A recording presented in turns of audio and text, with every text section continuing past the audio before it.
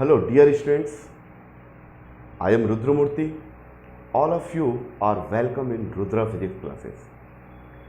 पिछले वीडियो में हमने रिलेटिव वेलोसिटी को डिस्कस किया, काफ़ी डिटेल से मैंने बताया विथ न्यूमेरिकल्स के साथ। आज हम लोग वही रिलेटिव वेलोसिटी को स्टडी करेंगे, लेकिन आज हम लोग का जो फोकस पॉइंट होगा रिवर स्विमर प्रॉब्लम। तो सबसे पहले आपको रिवर स्विमर प्रॉब्लम जानना है, तो हम फ्रेम ऑफ रेफरेंस के रिस्पेक्ट में उसको जानने का प्रयास करते हैं। तो ये बहुत ईजी, पहले इसको समझा देते हैं, फिर रिवर स्विमर प्रॉब्लम की ओर जाते हैं। चलिए, तो ये हमारा ग्राउंड फ्रेम है, ये आपका ग्राउंड फ्रेम, ठीक है। और ये हमारा रिवर फ्रेम, रिवर फ्लो हो रहा है, उसकी अपनी खुद की स्पीड है, ठीक है। इसको और थोड़ा बड़ा कर देते हैं ये। और यहाँ पर कोई स्विमर है जो तैर रहा है, तैराक है। इसका कोऑर्डिनेट ओरिजिन है O और इसका है O डेस। इस रिवर और स्विमर को मैं ग्राउंड के रिस्पेक्ट में देखूंगा और इस स्विमर को रिवर के रिस्पेक्ट में देखूंगा, तो उसकी पोजीशन कुछ ना कुछ हमको दिखाई देगी। ध्यान से सुनिए, ये रिवर फ्लो हो रहा है, इस रिवर में एक तैराक है या स्विमर है जो वो भी तैर रहा है किसी भी डायरेक्शन में। एनी इंस्टेंट टाइम उसकी पोजीशन यहाँ पर है। तो इस स्विमर को मैं रिवर फ्रेम से देखूंगा या इस स्विमर को ग्राउंड फ्रेम से देखूंगा, तो पोजीशन वेक्टर कुछ डिफरेंट होगी। और इसी स्विमर को मैं ग्राउंड फ्रेम से और रिवर फ्रेम से देखूंगा, तो उसकी क्या क्या पोजीशन वेक्टर होगा उसको पहले लिख लेते हैं। तो देखिए, तो ये सबसे पहला जो आएगा तो ये जो पोजीशन वेक्टर है, तो इसको लिखूंगा the position vector of river with respect to ground. यानी मैं ग्राउंड से इस रिवर को देख रहा हूं, रिवर के फ्लो को देख रहा हूं, तो उस समय उसकी जो पोजीशन वेक्टर होगा, the position vector of the river with respect to G. तो यहां लिख लेते हैं position vector of river, position vector of river with respect to ground frame. फिर उसके बाद मैं ग्राउंड फ्रेम से इस रिवर के फ्लो को देख रहा हूं, तो उसकी जो पोजीशन वेक्टर को मैंने यहां लिख दिया। अब चलिए, और इसका डायरेक्शन क्या होगा, O टू O डेस। ओके, ठीक है। अब इस स्विमर को मैं ग्राउंड फ्रेम से देखना चाह रहा हूं, तो इसका पोजीशन वेक्टर को दिखाते हैं हम। तो एक लाइन खींचिए इसको मिलाते हुए, ये है आपका, तो ये होगा position vector of the swimmer with respect to ground. तो second is position vector of the swimmer with respect to ground. तो पोजीशन वेक्टर ऑफ स्विमर, तैराक, with respect to ground frame.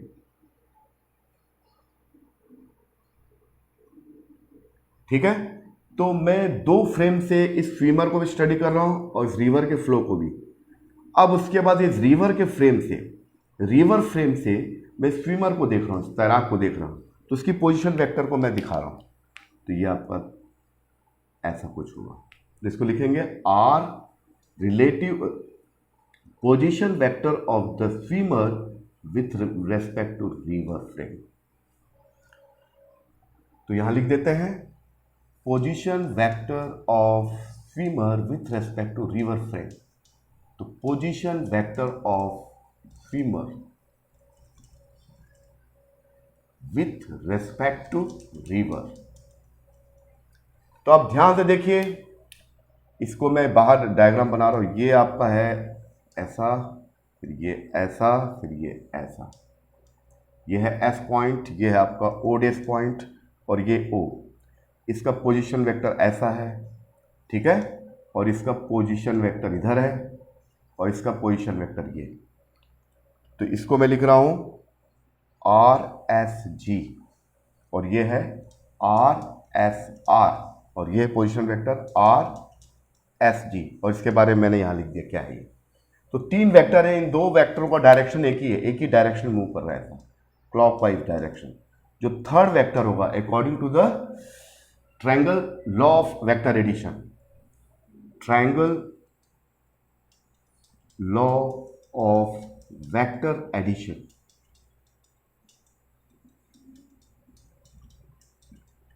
तो दो वेक्टर्स को किसी भी ट्रायंगल के दो साइड के रूप में रिप्रेजेंट किया जा रहा है। एक है आपका are S ji, are S are, और एक ही ऑर्डर में, सेम ऑर्डर में। तो देन द थर्ड वेक्टर होगा, इसको कैसे लिखेंगे, और वो अपोजिट ऑर्डर में होगा। तो relative velocity of the swimmer with respect to ground, ये हो क्या होगा, the sum of the R S G and vector S R. चूंकि यहां पर जो ग्राउंड फ्रेम है कॉमन फ्रेम है, तो उसको लिखने की जरूरत नहीं है, वो अंडरस्टूड है, वो समझने वाली चीज है कि हम किसी भी चीज के बारे में बात करते हैं, the velocity of the river is the 4 metre per second, तो ये सबको मालूम है कि हम ग्राउंड के फ्रेम में ही बात कर रहे हैं। The speed of the car is the 50 kilometre per hour, that means the speed of the car with respect to ground frame, यानी जमीन पे कोई ऑब्जर्वर खड़ा, वो उसको ऑब्जर्व कर रहा है तो उस समय। तो ग्राउंड फ्रेम कॉमन फ्रेम है और उसको हम रेस्ट में मान लेते हैं, हालांकि ग्राउंड फ्रेम रेस्ट में नहीं है, वो भी मोशन में है, लेकिन चीज़ों को आसानी से समझने के लिए ग्राउंड फ्रेम को हम रेस्ट फ्रेम के रूप में एज्यूम करते हैं। तो ये जी को लिखने की जरूरत नहीं है, जी सब स्क्रिप्ट को हटा दीजिए। तो ये क्या होगा, R the speed of the swimmer. अब हम speed of the swimmer with respect to ground, तो ग्राउंड लिखने की जरूरत नहीं, कॉमन फ्रेम है वो। इस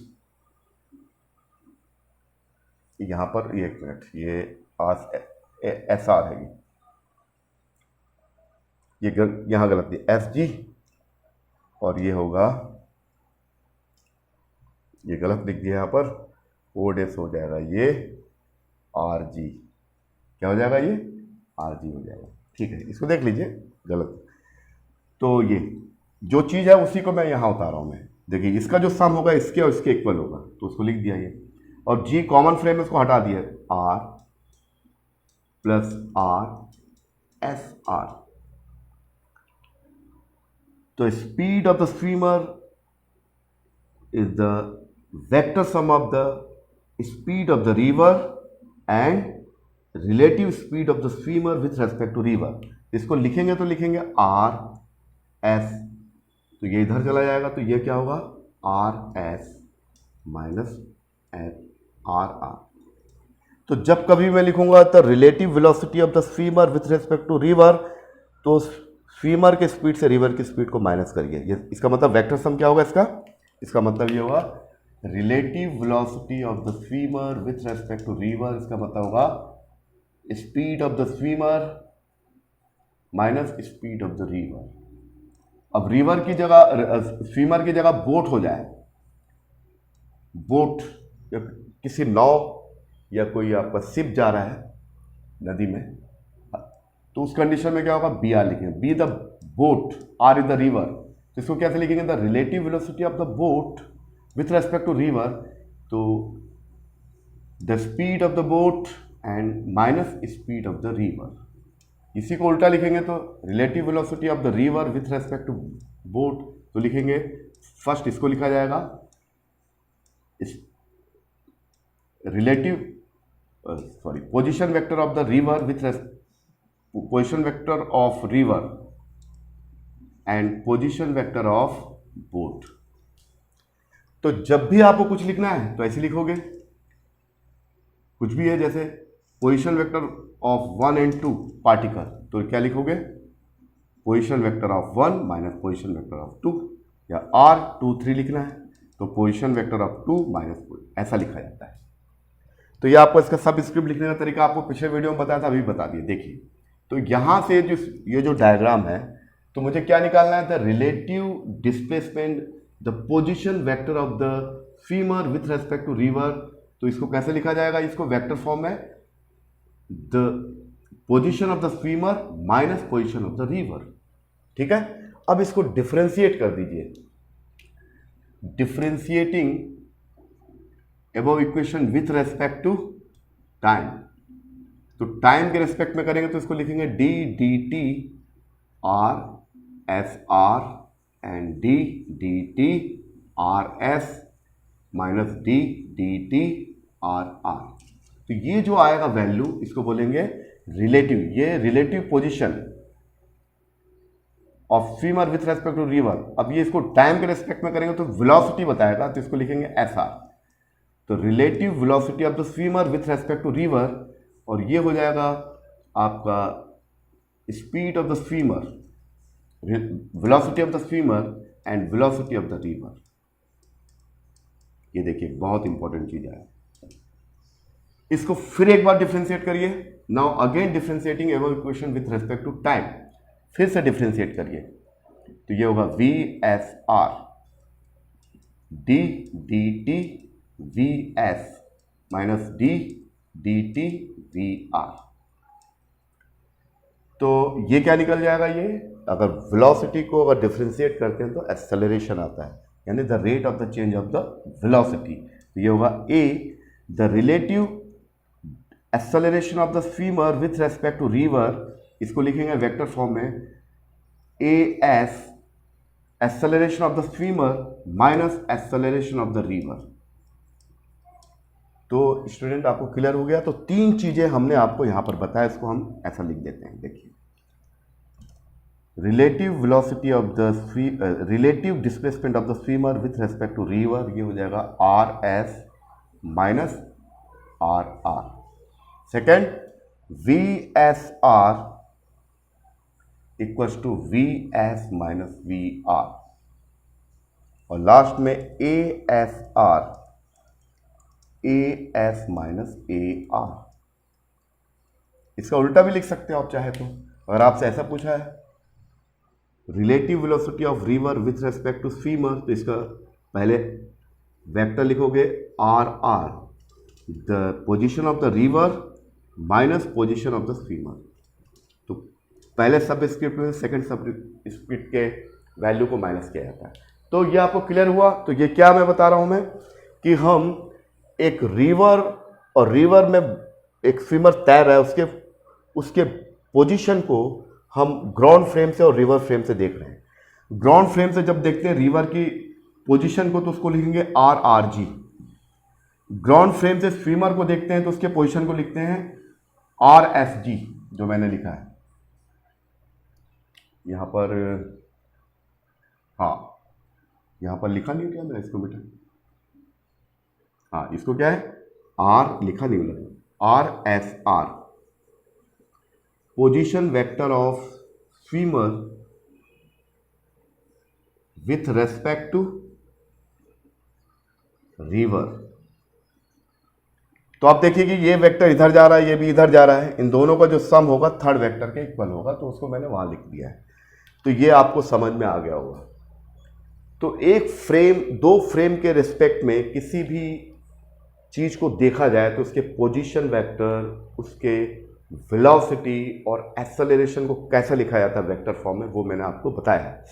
ठीक है, अब इसके बाद हम लोग चलते हैं रिवर स्विमर प्रॉब्लम। अब हम उसको वेक्टर फॉर्म में रिजॉल्व करके सही तरीके से आपको बताते हैं। तो तब तक आप इसको नोट करिए, फिर हम आगे बढ़ते हैं।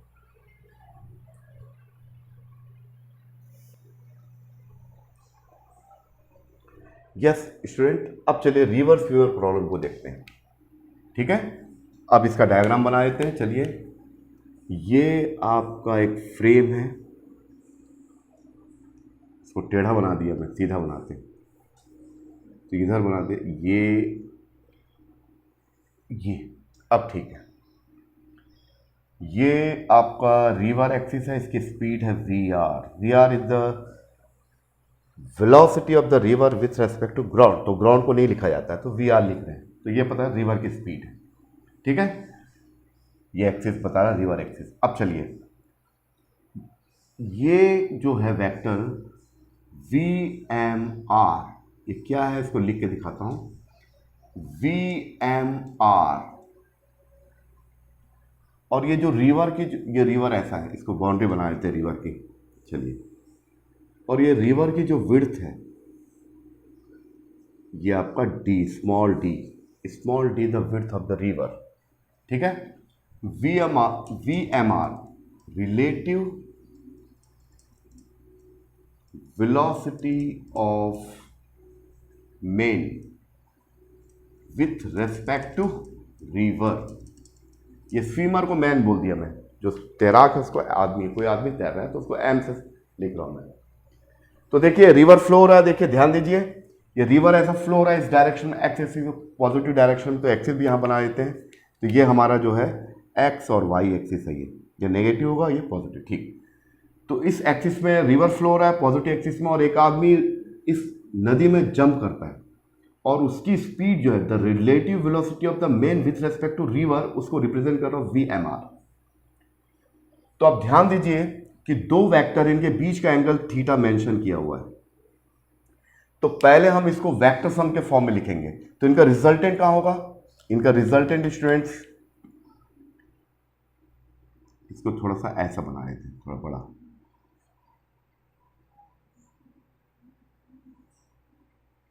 वी एम आर, ठीक है, और ये एंगल थीटा है, मैं लिखूंगा अभी। इनका resultant, the resultant of the V R and V M R, ये मान लीजिए यहां पर करेंगे, ये आपका ये, तो रिजल्टेंट जो है वी एम, तो here V M is the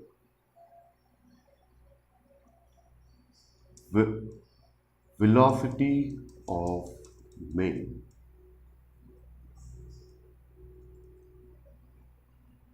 ठीक है। तो दो वेक्टर है, एक वेक्टर वी आर इस डायरेक्शन में मूव कर रहा है, दूसरा वेक्टर है वी एम आर इस डायरेक्शन में, इनका रिजल्टेंट वी एम है, और इन दो वी एम आर और ई के बीच का जो डिस्टेंस है ये थीटा है, right. Here theta is the angle between vectors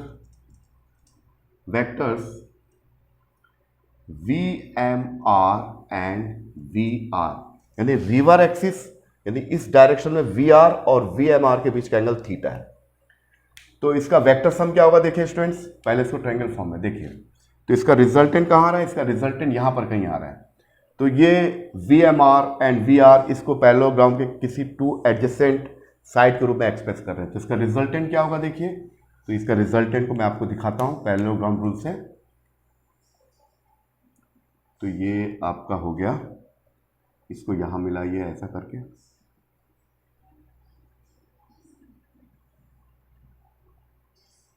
तो ये वी आर है, तो ये भी कितना हो जाएगा स्टूडेंट्स, वी आर, और ये है वी एम आर, तो जो रिजल्टेंट होगा ऐसा होगा। तो आप देखिए एक वेक्टर इधर है, ये है वी एम आर, और दूसरा रिवर फ्लो हो रहा है वी आर डायरेक्शन में, और उनका जो रिजल्टेंट है ऐसा जा रहा है वी एम।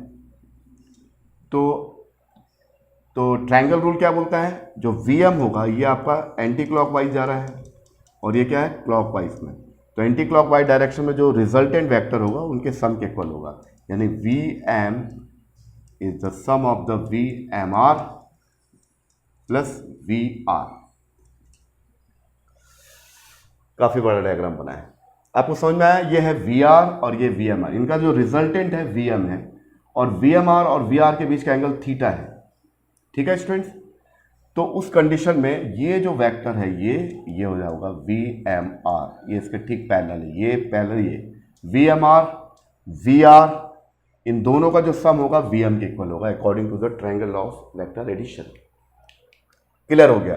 तो कहने का मेरा मतलब क्या हुआ, वी एम आर कैसे लिखेंगे, ये होगा वी एम और इसको यहां करेंगे तो माइनस वी आर, ऐसा लिखा जाएगा। ये इक्वेशन नंबर 1 आ गया, ये इक्वेशन 1, जिसको इक्वेशन 1 को ऐसे लिख सकते हैं। अब चलिए स्टूडेंट ध्यान दे दीजिए, यहां पर कोई प्रॉब्लम नहीं है, यहां पर जो रिवर की जो विड्थ है वो डी है, ठीक है। मैंने इसको एक्स एक्सिस मान, ये है आपका बेस लाइन, ये है ओरिजिन, ये है एक्स एक्सिस, ये है वाई एक्सिस। इसका जो रिजल्टेंट है, ध्यान दीजिए स्टूडेंट, देखिए इसका जो रिजल्टेंट है, ये इनिशियल पॉइंट था, लेकिन इसका जो रिजल्टेंट है वो यहां से खिसक के यहां आ गया, यानी वो इस पॉइंट पे जाना चाह रहा था, इस एंगल से जंप किया, वो यहां जाना चाहता, लेकिन उसका रिजल्टेंट इसको कहां पहुंचा दिया, यहां पर, तो इसको बोलते हैं drift. Here D is the drift है, ये डिस्प्लेसमेंट हुआ, यानी वो इस पॉइंट पे ना जाके इस पॉइंट पे चला गया, वो ऐसा जंप किया, सोचा मैं यहाँ पहुंचूंगा, लेकिन क्या हुआ कि रिवर की स्पीड और जो relative velocity of the main with respect to river, इन दोनों के कॉम्बिनेशन से जो रिजल्टेंट बना वो इधर यहां पर आ गया, ड्रिफ्ट हो गया। तो इनिशियल पॉइंट से ये जो डिस्टेंस होगा ड्रिफ्ट,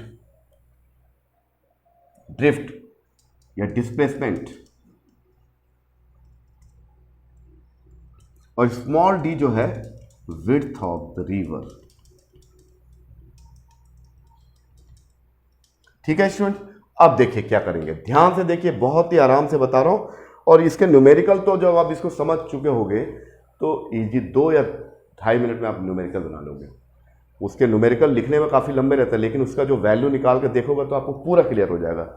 चलिए, अब ये आपको क्लियर हुआ, ये जो डायग्राम क्या, एक रिवर है, इसकी विड्थ, इसका बाउंड्री है, इसका एक बाउंड्री इधर है, दूसरा बाउंड्री इधर है, रिवर फ्लो रहा है एक्स डायरेक्शन में, है ना, एक्स डायरेक्शन जो रिवर फ्लो रहा है उसको वी आर से दिखा रहा हूं, ये वी आर हुआ। अब एक आदमी जो है रिवर के डायरेक्शन से थीटा एंगल बना के इस डायरेक्शन में जंप कर रहा है, नदी में कूद रहा है, तो उसकी जो स्पीड होगी the relative speed of the main with respect to river, इसको मैं ऐसा लिख रहा हूं।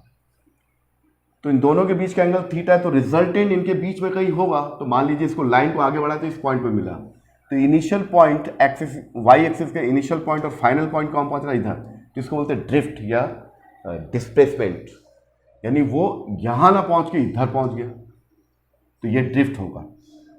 ठीक है, और डी क्या है ये। अब देखिए मैं क्या कर रहा हूं, we can resolve V M R into components. अब यहां से आपका काम शुरू, ये डायग्राम क्लियर हो गया। अब देखिए, ये जो वी एम आर है, इसको एक्स एक्सिस और वाई एक्सिस के अलाउ में रिजॉल्व कर रहा हूं। मैंने आपको इसके पहले वाले वीडियो में बताया था, उस वीडियो का नाम है resolution of A vector into components.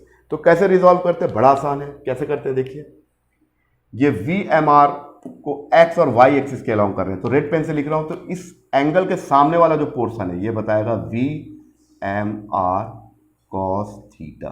ठीक है स्टूडेंट्स, और इसका जो है इस डायरेक्शन में वाई एक्सिस में होगा V M R sine theta. ठीक है, तो here V M R cos theta, the component of the VMR cos theta along the direction of the river, along the direction of river, and VMR sin theta perpendicular the direction of river, direction of river. ठीक है students, अब चलिए equation 1 में हम इस value को रखेंगे with unit vectors, तो आपको पूरा समझ में आ जाएगा। ये डायग्राम आपको क्लियर हो गया। ये डायग्राम आपको क्या बता रहा है कि ये भैया रिवर फ्रेम है, इस रिवर फ्रेम में इसकी स्पीड वी आर दिया हुआ है, एक मेन है, एक तैराक है जिसको एम के द्वारा रिप्रेजेंट किया, वो किसी एंगल से वी आर के साथ थीटा एंगल बना के जंप करता है, तो उसका जो रिजल्टेंट होगा यहां पर कहीं आ रहा है, यहां पर कहीं पहुंचता है, तो इस लाइन को आगे बढ़ाएंगे तो इस पॉइंट, तो इसका जो रिजल्टेंट वेक्टर होगा V M, the velocity of the man, वो इसको बता रहा है, ये इधर बता रहा है, ये इधर और ये इधर, तो ये दोनों एक डायरेक्शन जा रहे हैं, तो ये थर्ड वेक्टर क्या होगा, उसके सन के इक्वल होगा, और ये ड्रिफ्ट है। तो ये अच्छी तरह आपको समझ में आ गया होगा। अब इसके आगे हम और बात करेंगे, इसको आप उतार लीजिए।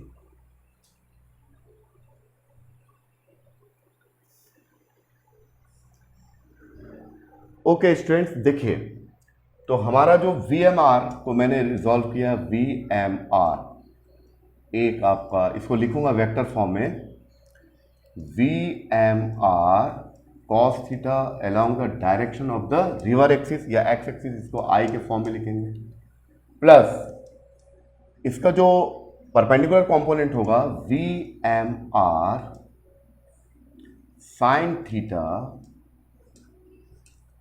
और ये होगा आपका J। इसको आई जे के फॉर्म में लिख रहे हैं। तो इस चीज को हम यहां रखते हैं, तो वेलोसिटी ऑफ द मेन ये हो जाएगा वी एम आर, इस वेक्टर फॉर्म, इस वी एम आर की वैल्यू रखते हैं यहां पर, क्या होगा V M R cos theta along the I axis, X axis, plus V M R sine theta, ये होगा आपका जे, फिर प्लस ये वी आर है, वी आर किस डायरेक्शन मूव कर रहा है, रिवर है एक्स एक्सिस में, तो आई लिखेंगे।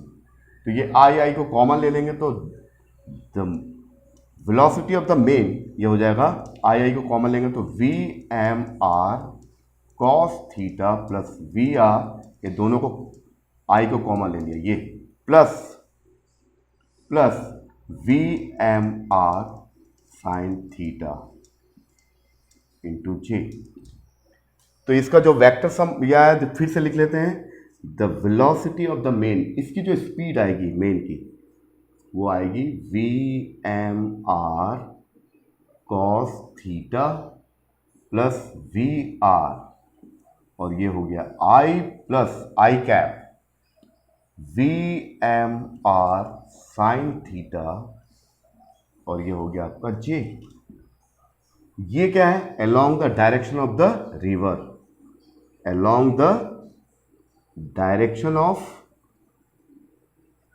रिवर, यानी ये जो कंपोनेंट है रिवर के डायरेक्शन में, यानी एक्स एक्सिस के अलोंग है, और V M R sine theta perpendicular to the river direction, यानी रिवर के डायरेक्शन के परपेंडिकुलर ये कंपोनेंट है। ठीक है, ये आपको समझ में आ रही है मेरी बात? काफ़ी बड़ा बड़ा लिख रहा हूँ, इसको अच्छा से नोट्स बना लीजिए, और इस टाइप का कोई भी प्रॉब्लम आएगा तो आप उसको बना लोगे। देखिए थोड़ा सा और बचा हुआ है, इसको हम लोग थोड़ा सा और 2-3 मिनट का बचा हुआ है, इसको प्रूफ हो जाएगा, और इसमें क्या क्या चीज़ हम निकालेंगे वो हम आपको बताते हैं, तो इसको आप थोड़ा नोट कर लीजिए।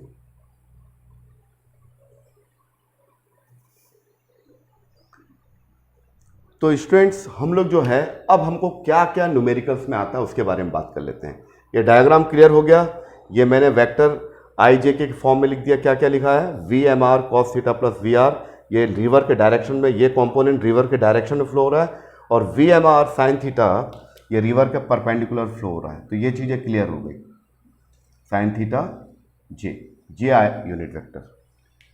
तो अब हमको क्या क्या फाइंड आउट करना है, लिखता हूँ सब पहले, हमको क्या क्या चीज़ें हम इसमें न्यूमेरिकल में पूछता है। Time taken by swimmer to cross the river.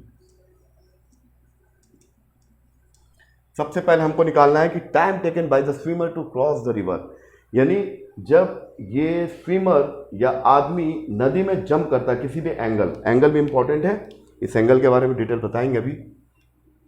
जिस एंगल से जंप कर रहा है तो उसको नदी के दूसरे किनारे में पहुंचने में, the time taken by the swimmer to cross the river, उसको रिवर को क्रॉस करने में, इस पॉइंट तक टच करने में उसको कितना टाइम लगेगा, उसका मिनिमम टाइम भी बताएंगे। ठीक है, सेकंड चीज क्या निकालना है, पहले हम जान लेते हैं, ये सब न्यूमेरिकल में आता है। At what point does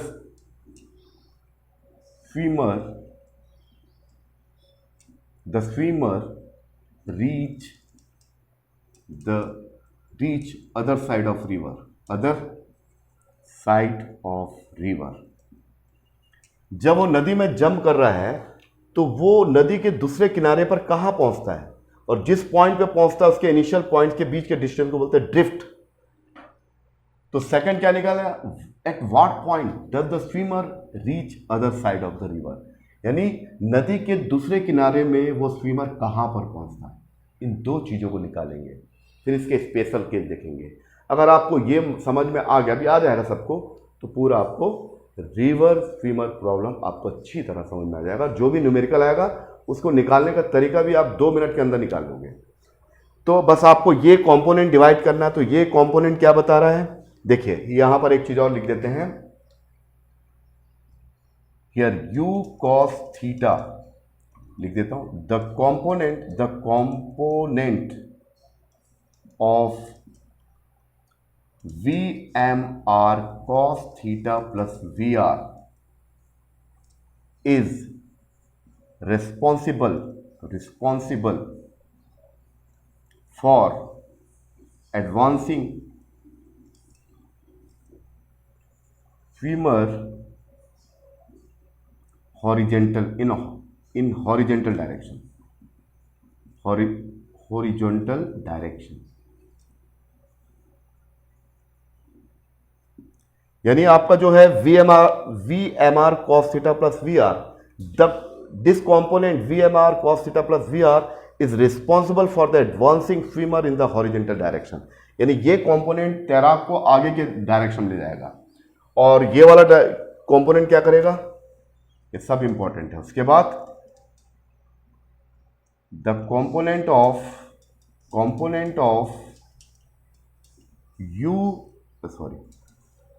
VMR sin theta is responsible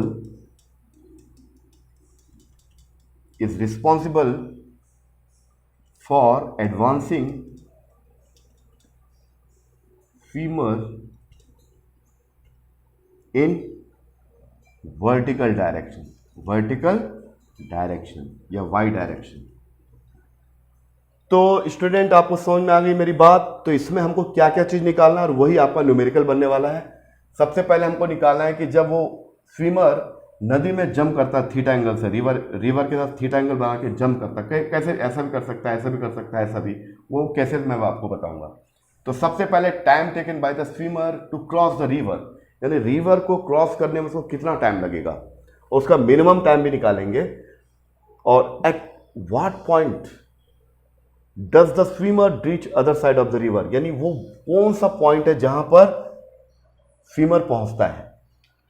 और तो इस इक्वेशन में जो VMR cos थीटा, ये किसको, ये स्विमर को आगे की ओर बढ़ाता है x डायरेक्शन में और ये स्विमर को अपवर्ड डायरेक्शन में इसको करता है. क्लियर हुआ. तो चलिए एक एक न्यूमेरिकल को, एक एक पॉइंट को समझते हैं तो आपका न्यूमेरिकल बन जाएगा. फिर हम आपको उसके बाद न्यूमेरिकल बताएंगे तो ये लेक्चर कंप्लीट होगा. तो चलिए इसको मिटा देते हैं. चलिए फर्स्ट ये इसको मिटा दे रहा हूं, इसको नोट कर लिया होगा आपने. अब चलिए इसको मैं मिटा नहीं रहा हूं क्योंकि इसी के थ्रू सब निकलेगा. तो सबसे पहले मैं क्या निकालूंगा, सबसे पहले मैं निकालूंगा time taken by man to cross the river. Man की जगह स्विमर भी लिख सकते हैं, स्विमर लिख लीजिए, swimmer to cross the river. अब ये बताइए स्टूडेंट, इस रिवर को क्रॉस करने के लिए कौन सा कंपोनेंट रिस्पॉन्सिबल है, क्योंकि ये वाला कंपोनेंट इसको फॉरवर्ड डायरेक्शन में ले जा रहा है, लेकिन VMR sin theta upward direction में ले जा रहा है. यानी नदी के दूसरे किनारे तक पहुंचाने के लिए VMR sin थीटा रिस्पॉन्सिबल है. तो यहां से वो जंप किया तो यहां पहुंच रहा, तो कौन सा कंपोनेंट रिस्पॉन्सिबल है, VMR sin थीटा. तो क्लियर हो गया. तो वेलोसिटी इक्वल होता है डिस्प्लेसमेंट ऑफ टाइम. तो टाइम चाहिए तो time equal displacement of velocity. ठीक है. तो time taken by swimmer to cross the river कितने टाइम में करेगा. तो डिस्प्लेसमेंट कितना है, डिस्प्लेसमेंट लिखो, ये डिस्प्लेसमेंट है. तो डिस्प्लेसमेंट कितना होगा, डिस्प्लेसमेंट यहां मैक्सिमम डिस्प्लेसमेंट कितना होगा, ये स्मॉल डी के इक्वल होगा. और वेलोसिटी यानी इसके लिए रिस्पॉन्सिबल कंपोनेंट क्या हुआ, VMR sin थीटा. बस आपसे न्यूमेरिकल बन गया, ये आ गया, पहला फॉर्मूला आ गया. इसका मिनिमम मैक्सिमम वैल्यू देखेंगे. अब चलिए कितना ड्रिफ्ट हुआ. जैसे मैंने बताया कि ये VMR जो है ये इस एंगल से VR से थीटा एंगल बना के जंप कर रहा है, लेकिन इसका रिजल्टेंट यहां पर आ रहा है. तो इनिशियल पॉइंट यहां था, उसको मान लो यहां जाना था, लेकिन वो यहां पहुंच गया. तो ये जो फासला है, ये जो डिस्प्लेसमेंट है, जो डिस्प्लेसमेंट हुआ, इसको बोलेंगे ड्रिफ्ट. तो ड्रिफ्ट कितना आएगा, ड्रिफ्ट इसको हम कैपिटल D से. तो ड्रिफ्ट का मतलब डिस्प्लेसमेंट का मतलब वेलोसिटी इनटू टाइम. तो ड्रिफ्ट को कैपिटल D से, स्मॉल d मतलब विड्थ ऑफ द रिवर। तो वेलोसिटी, अब ये बताइए कि फॉरवर्ड डायरेक्शन में ले जाने के लिए कौन सा कंपोनेंट रिस्पॉन्सिबल है। तो अभी मैं लिखा था V M R cos theta plus V R is the responsible for the advancing the swimmer in forward direction, यानी ये कंपोनेंट इसको आगे ले जा रहा है और V M R sine theta इसको ऊपर ले जा रहा है। तो ड्रिफ्ट के लिए रिस्पॉन्सिबल क्या है, ये वाला कंपोनेंट। तो लिखोगे आप वेलोसिटी क्या होगा आपका, V M R cos theta plus V R, और टाइम तो अभी निकाला आपने, इंटू टी। तो ड्रिफ्ट कितना आएगा स्टूडेंट्स, अब देखिए मैं V M R cos theta plus V R, और ये टाइम की जगह ये लिख दो D upon V M R sine theta. तो ड्रिफ्ट हमारा फाइनली आया V M R cos theta plus V R upon V M R sine theta, और ये डी से मल्टीप्लाई करेंगे स्मॉल डी, तो ये आ गया। ठीक है, अब चलिए इन दोनों को मैं यहां लिखता हूं, इसके स्पेशल केस बताता हूं। तो पहला न्यूमेरिकल ये हुआ, दूसरा न्यूमेरिकल ये पूछेगा आपसे, इसका स्पेशल केसेस में भी पूछेगा, वो भी आपको बता रहा हूं। चलिए, तो क्या मिटा दिया जाए, अब इसकी जरूरत नहीं है ना, हाँ ठीक है, तो इसको हम मिटा देते हैं स्टूडेंट्स। इसको नोट कर लिया आपने, नोट कर लीजिए आप इसको।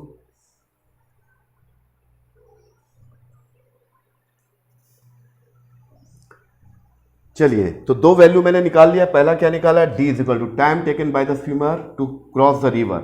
इस रिवर को क्रॉस करने में उसको कितना टाइम लगेगा, D is the width of the river and V M R sine theta. V M R क्या आपको मालूम है, यहाँ पर दिया, इसका वैल्यू दिया रहेगा एग्जाम में या क्वेश्चन में, और साइन थीटा।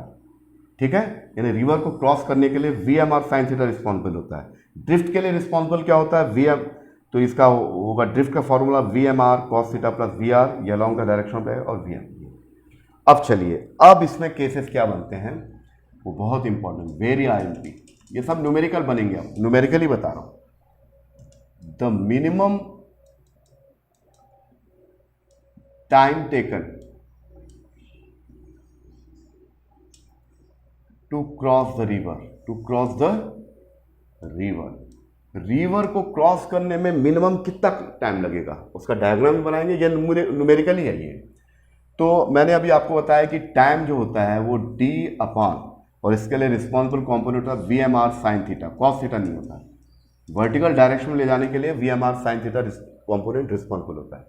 तो टी मैक्सिमम कब होगा, व्हेन साइन थीटा मैक्सिमम हो, और साइन थीटा मैक्सिमम कब होता है, when sine theta is maximum, जब साइन कितना हो जाए 90 डिग्री, तो theta is equal to 90 degree, तो साइन 91, तो टी कितना होगा, मैक्सिमम नहीं, उल्टा लिख दिया मैं, क्योंकि ये मैक्सिमम होगा तो ये मिनिमम होगा, तो द मिनिमम टाइम, तो टी इज मिनिमम, यानी उसको रिवर के एक छोर से दूसरे छोर तक जाने में मिनिमम कितना टाइम लगेगा, मिनिमम टाइम बोला, the minimum time taken to the cross the river, यानी रिवर को क्रॉस करने में न्यूनतम कितना समय लगेगा, मिनिमम।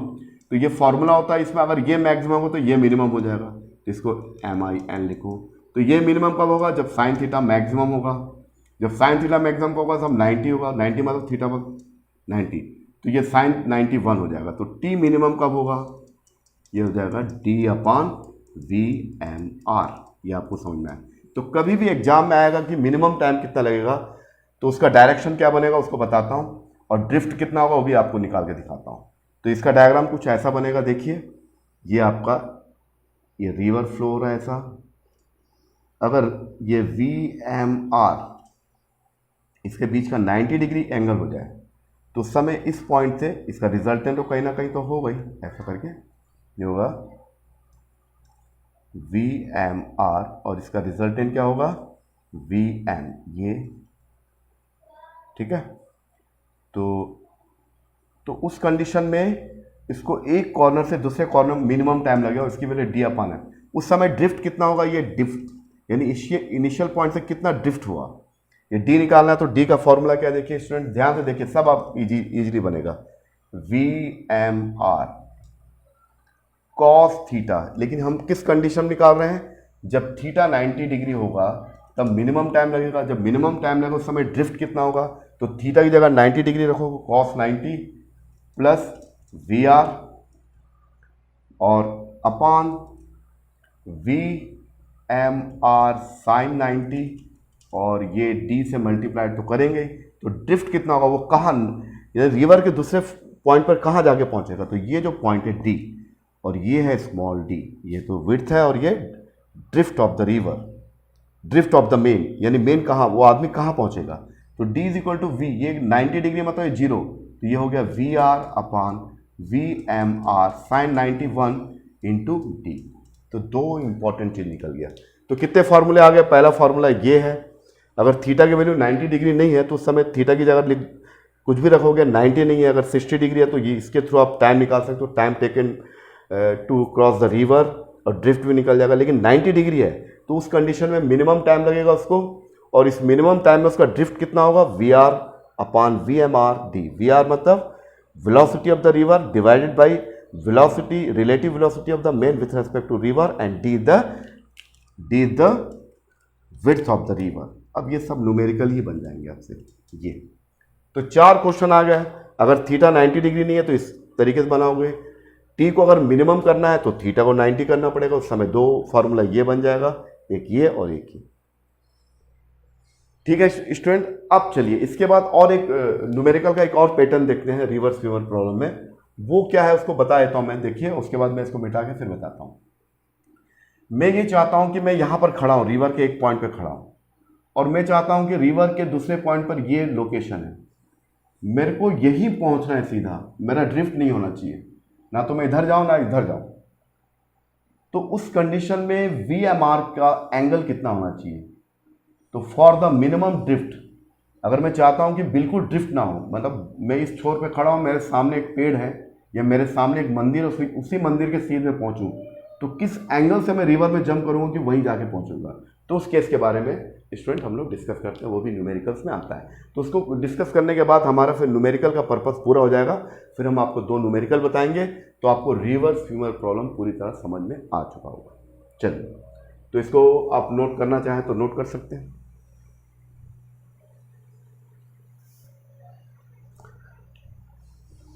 चलिए, हम लोग अब मिनिमम ड्रिफ्ट को देख रहे हैं, यानी हम क्या चाह रहे हैं, आपको समझ में आ गया। हम ये चाह रहे हैं कि ये रिवर है, ये फ्लो हो रहा है, इसका वेलोसिटी वी आर है, मैं यहाँ पर खड़ा हूँ, ये एक्सिस मैंने खींच दिया ओरिजिन के थ्रू, ये हुआ एक्स और ये है वाई। मैं चाहता हूँ कि यहाँ से मैं बिल्कुल यही पहुँचूँ, तो इसके लिए आपको कितना एंगल जंप करना पड़ेगा वो मैं आपको निकाल के दिखा रहा हूँ। तो यहाँ पर कंडीशन निकाल लेते हैं, condition for the minimum drift, minimum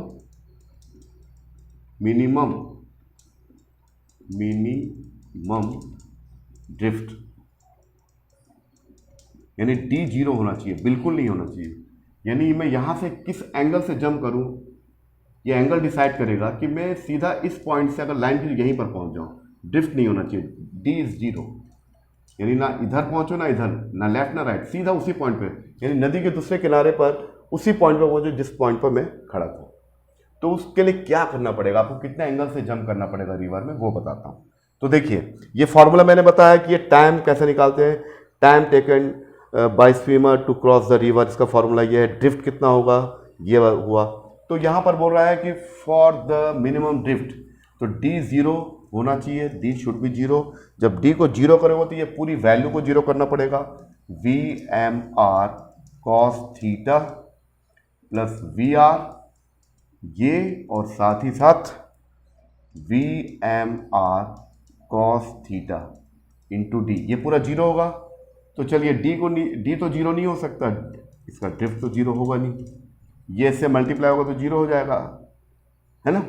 we M R cos theta ये भी चला गया। अब हमारे पास बचा V M R cos theta plus V R, ये 0 के इक्वल होना चाहिए। और जब ये 0 के इक्वल होगा तो देखिए स्टूडेंट्स, कॉस थीटा कितना हो जाएगा, ध्यान दीजिए, माइनस वी आर, और ये नीचे आ जाएगा। और आपको मालूम है कि कॉस की जो वैल्यू होती है, अगर नेगेटिव आ रही, 0 से 90 डिग्री पॉजिटिव रहता है, लेकिन 90 से जैसे ऊपर जाओगे तो क्या होगा, वो नेगेटिव। इसका मतलब क्या हुआ कि जो थीटा की जो value is greater than to 90 degree, क्योंकि 90 यहां पर नेगेटिव आ रहा है, यानी V R upon V M R, इसका जो भी साइन आएगा नेगेटिव आ रहा है, इसका मतलब theta is equal to greater than to 90 degree. इसका मतलब हम कैसे जंप करेंगे, ध्यान दीजिए, मैं चाहता हूं कि बिल्कुल डेविएशन ना हो, बिल्कुल ड्रिफ्ट जीरो हो जाए, तो ये ऐसा करके किसी एंगल, मतलब ये यहां से कुछ एंगल बनाऊंगा, मान लीजिए थीटा एंगल बनाए, और ये theta more than to the 90 degree. यानी अगर आप चाहते हो कि नदी के दूसरे किनारे पर ठीक उसी पॉइंट पर आप पहुंच जाओ जिस पॉइंट को आप देख रहे हो, स्ट्रेट लाइन, तो इसके लिए क्या करना पड़ेगा, the angle should be greater than to the 90 degree. यानी आपको ना तो ऐसे जंप करना 90, बल्कि मोर देन 90 डिग्री।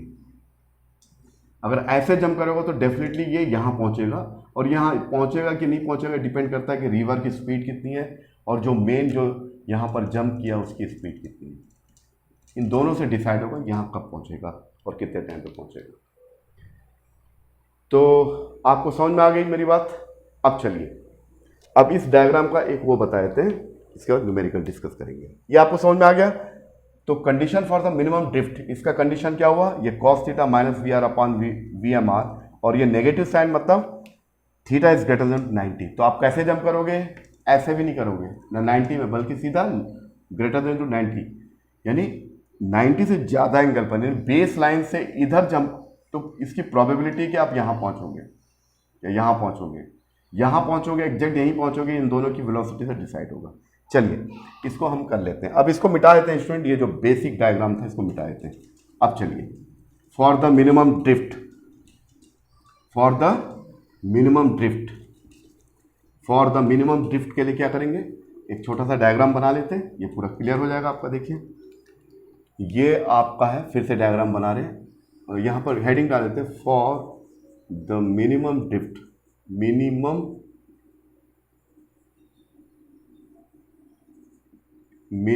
ड्रिफ्ट। हम चाहते हैं कि नदी के इस किनारे पर मैं खड़ा हूं, ये हमारा बेस लाइन है, ठीक है, ये वाई एक्सिस है और ये है एक्स एक्सिस। इस फ्रेम में यहाँ खड़ा हूँ और मैं चाहता हूँ यहीं पहुँच जाऊँ, तो मुझे इस डायरेक्शन में किसी एंगल से ये लिखूँगा VMR, relative velocity of the main with respect to river. तो ये जो एंगल होगा, ये थीटा एंगल, ये किसके बीच का एंगल है, रिवर और VMR के बीच का, ये ग्रेटर देन टू 90 डिग्री का। तो ये कितना होगा, आप ये निकाल के दिखा देते हैं आपको। Suppose here VMR make an angle phi with respect to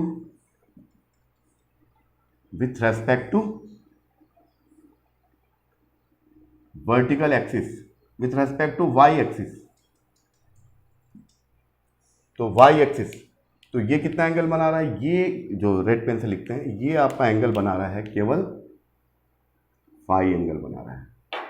तो इसके कंपोनेंट को अगर डिवाइड करोगे तो ये कंपोनेंट होगा VMR cos फाई, जो इधर लगेगा, और ये क्या होगा, VMR sin फाई। ठीक है, तो ये जो कंपोनेंट होगा इसको ब्लैक पेन से लिखते हैं VMR sin फाई, यानी VMR का जो रेजोल्यूशन है, ये कंपोनेंट होगा इस डायरेक्शन में VMR cos, और रिवर है ना, और ये VMR इधर, तो ये तो रिवर का डायरेक्शन हुआ VR, और ये क्या है, ये जो डायरेक्शन बता रहा क्या है, इसको यहां लिखो VMR, तो ये जो डायरेक्शन होगा ये होगा VM। ठीक है, तो ये आप इसको डायग्राम को नोट कर लीजिए, फिर मैं इसको आगे का बताता हूं। ये इसको नोट कर लीजिए।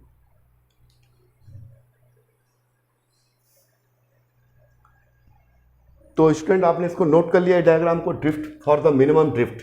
तो मिनिमम ड्रिफ्ट के लिए क्या करना पड़ेगा आपको, एक कंडीशन मैंने आपको बताया। अब देखिए, तो यहां पर इसके आगे इसको थोड़ा मिटा देते हैं, हाँ इसको मिटा देते हैं, इसको मिटा देते हैं। चलिए, हाँ अब इस कंडीशन में क्या होगा, फॉर द क्या है ये, फॉर द मिनिमम ड्रिफ्ट। तो यहां से यहां तक पहुंचने में कितना टाइम लगेगा, तो लिखोगे टाइम टेकन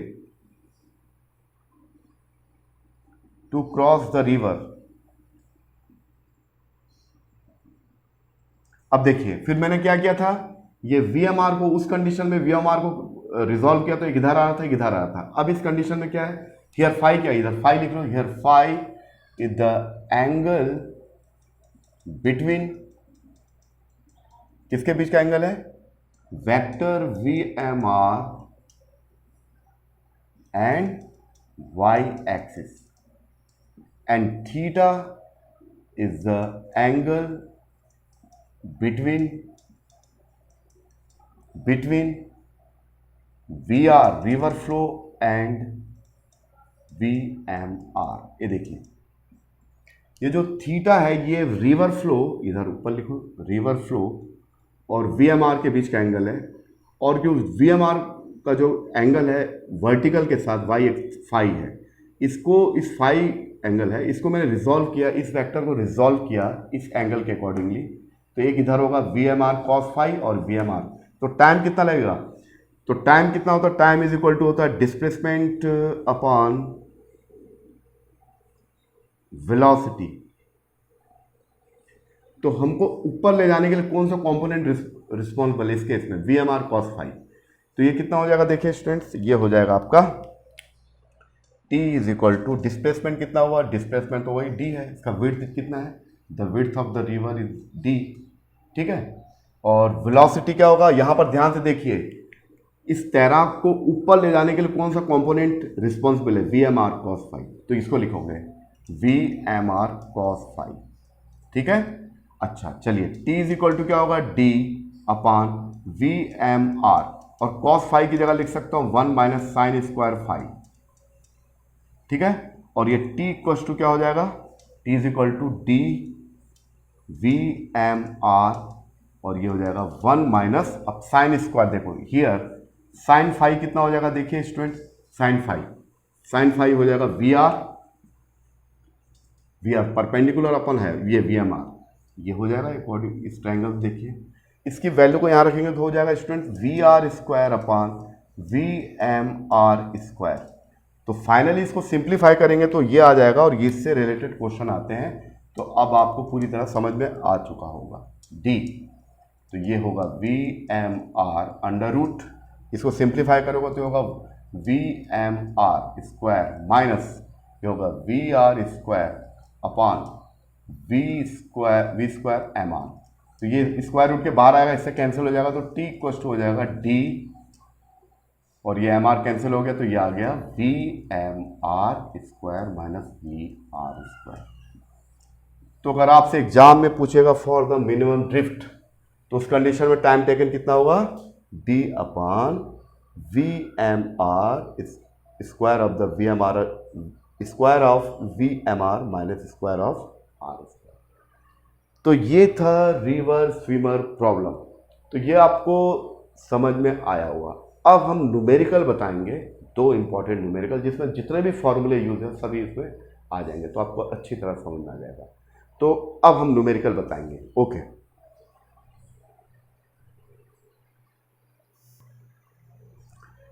यस स्टूडेंट्स, अब हम लोग जो है रिवर स्विमर प्रॉब्लम से रिलेटेड क्वेश्चन देखेंगे। अब आप बहुत ही कम समय में न्यूमेरिकल को सॉल्व कर लोगे।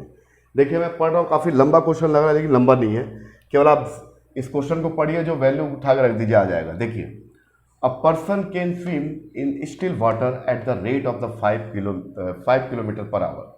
तो यहाँ पर सॉल्यूशन कर रहा हूँ मैं, देखो here VMR the relative velocity of the man person with respect to river is given, कितना दिया है, 5 किलोमीटर पर आवर, ठीक है, इसको लिख लिया आपने, ओके।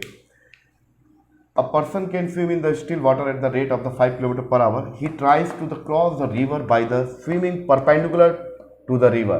यानी वो चाह रहा है कि परपेंडिकुलर, थीटा कितना होना चाहिए, 90 डिग्री। अब आपको ध्यान आ रहा होगा, ये है रिवर और ये आदमी जो है ऐसा VMR, रिवर के साथ ये परपेंडिकुलर डायरेक्शन में, यानी theta is equal to 90 degree, तो 90 हो जाएगा ये, ठीक है। अब चलिए, flowing the rate of river by the swimming perpendicular to the river flowing at the rate of the 3 kilometre, river का जो VR is the 3 kilometre per our. आदमी की जो स्पीड है रिवर के रिस्पेक्ट में वो है 5 किलोमीटर पर आवर, और रिवर की स्पीड है, the velocity of the river is 3 kilometre per hour. तो पूछ आप, और विड्थ भी दिया हुआ here, and the river is the 1 kilometre width, तो then D is given 1 kilometre. तो क्या पूछा है आपसे, find the location at the point he reach on the other side of the river, यानी वो रिवर के उस पॉइंट को बताना है जब वो पहुंचता है वहां पर। Also time taken by the him to the cross the river, यानी आपको ड्रिफ्ट पूछा है और टाइम पूछा है, बस खत्म। देखिए ये फॉर्मूला आप याद रखिए, है ना, ठीक है। अब चलिए, अब रखिए क्या बोल रहा, थीटा 90 डिग्री, तो टी कितना हो जाएगा, टी इज डी, डी कितना दिया 1 किलोमीटर, इसको अपन किलोमीटर में लिखते हैं 1, फॉर्मूला लिखो D V M R sine theta, sine theta की जगह 90, तो ये हो जाएगा D upon V M R, और ये 91। चलिए, तो time taken to the cross the river, time taken to cross the river, तो यहाँ ये रिवर की जो विड्थ है वो कितनी है, 1 किलोमीटर है, 1 kilometre, okay. And V M R the relative velocity of the main with respect to river is given 5 kilometre, तो टाइम कितना आ जाएगा, आवर्स में आएगा 1/5, ये आवर्स में आएगा तो यह होगा 0.2 आवर्स। इसको मिनट में निकालना है तो 0.2 इंटू 60, तो 12 मिनट हो जाएगा, 6 दूनी 12, 12 मिनट, ठीक है। 1/5 0.2, ठीक है, 0.2 को 60, 6 दूनी 12, ये हो गया, और ये 12 मिनट। यानी अगर आदमी की स्पीड रिवर के रिस्पेक्ट में 5 किलोमीटर पर आवर है और रिवर की स्पीड 3 है, तो और वो परपेंडिकुलर सीधा जंप करता है, ना इधर ना इधर, सीधा परपेंडिकुलर जंप कर रहा है, तो उस कंडीशन में रिवर के साथ जो एंगल बन रहा है 90 डिग्री, इस फॉर्मूले में रख दोगे तो टाइम निकल जाएगा जिस टाइम पे वो रिवर के दूसरे साइड पहुंचेगा। और अब आपको ड्रिफ्ट निकालना है, क्या निकालना है, ड्रिफ्ट। तो ड्रिफ्ट निकालने का फॉर्मूला ये है, ठीक है स्टूडेंट्स। अब चलिए, चलो इसको मिटा देते हैं, तो 12 मिनट्स आ गया, तो इसको थोड़ा मिटा देते हैं। हाँ, अब चलिए, ड्रिफ्ट कितना होगा, क्या क्या दिया हुआ है, अभी आपका थीटा 90 डिग्री दिया है, तो ड्रिफ्ट कितना होगा, देखिए ड्रिफ्ट यानी वो कहाँ पहुँचेगा, रिवर के दूसरे साइड कहाँ पहुँचेगा, ये ऐसा जंप किया वी एम आर, और रिवर का फ्लो वी आर है, तो ये कहाँ पहुँचेगा, ये जहाँ भी पहुँचेगा वी एम, ये निकल जाएगा। तो कितना हो जाएगा, देखिए थीटा की जगह 90 डिग्री रखिए, तो ड्रिफ्ट कितना आएगा, डी, ये 90 रहेगा तो कॉस 90 जीरो, तो ये हो जाएगा ये पूरा जीरो, तो ये वी आर बचेगा यहाँ पर, और ये बचेगा V M R into D. और जैसे कि मैंने बताया रिवर का फ्लो कितना है, रिवर का फ्लो 3 किलोमीटर पर आवर, और आदमी का flow with respect to river कितना है, ये आपका है 5, और इसका विड्थ कितना है 1 किलोमीटर, तो डिस्टेंस कितना आएगा 3/5 किलोमीटर, ये हो गया 0.6 किलोमीटर, या मीटर में करेंगे तो 600 मीटर। आपको समझ में आ गई मेरी बात। तो अगर ये फॉर्मूला जो मैं निकाल के बताया, पूरा कॉन्सेप्ट से बताया मैं आपको, तो जब आप उस तरीके से करें तो ये आपको याद हो जाएगा, इसमें कोई दिक्कत नहीं है। T = D अपान, यानी इसको आगे बढ़ाने के लिए V M R sine theta चाहिए, और फॉरवर्ड डायरेक्शन का भी है, ये तो आपको बता चुका हूँ। चलिए एक और न्यूमेरिकल देखते हैं दूसरे केस के लिए, है ना, जीरो ड्रिफ्ट के लिए, वो क्वेश्चन इसको आप नोट कर लीजिए, ये क्वेश्चन में कोई प्रॉब्लम नहीं होगा, सीधा वैल्यू उठा के रखो तो आपका आ जाएगा। चलिए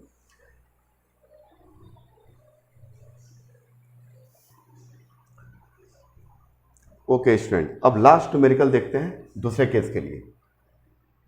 अ man who can swim at the rate of the 5 kilometre per hour, ठीक है, in still water wants to cross a river through a shortest possible path, यानी उस रिवर को के दूसरे पॉइंट तक वो एक शॉर्टेस्ट पाथ से जाना चाहता है, यानी मिनिमम डेविएशन, यानी मिनिमम ड्रिफ्ट, यानी चाहता है कि यहाँ पर खड़ा था सीधा पहुँच जाए वहाँ पर।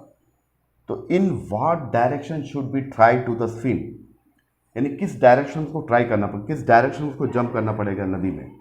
Speed of the river flow is 3 kilometre per hour, find the time taken to cross the river if the width of the river, यानी पिछले वाले क्वेश्चन के डेटा सेम है, बस इसमें ये बोल रहा है कि शॉर्टेस्ट पाथ। तो देखिए इसका डायग्राम बना लेते हैं, और इसका क्या फार्मूला निकाल के दिखा चुका हूँ, फिर भी एक बार शॉर्ट में बता रहा हूँ। ये है हमारा रिवर है, रिवर फ्लो हो रहा है, ये देखिए, ठीक है, और ये हमारा कोई ओरिजिन है, ये मैंने XY एक्सिस की एक्स और वाई, तो अब मैं चाहता हूँ कि मैं यहाँ इससे सीधा यहाँ पहुँच जाऊँ, तो इसके लिए मुझे कुछ 90 डिग्री से ज़्यादा करना पड़ेगा। That means for the minimum drift the theta should be greater than to the 90 degree. मैंने करके दिखाया था। तो ये जो स्टूडेंट होगा theta is equal to 90 degree, और ये जो इसका जो डायरेक्शन है VMR, उस मेन को रिवर के रिस्पेक्ट में उसकी जो स्पीड है यहाँ पर दी हुई है 5।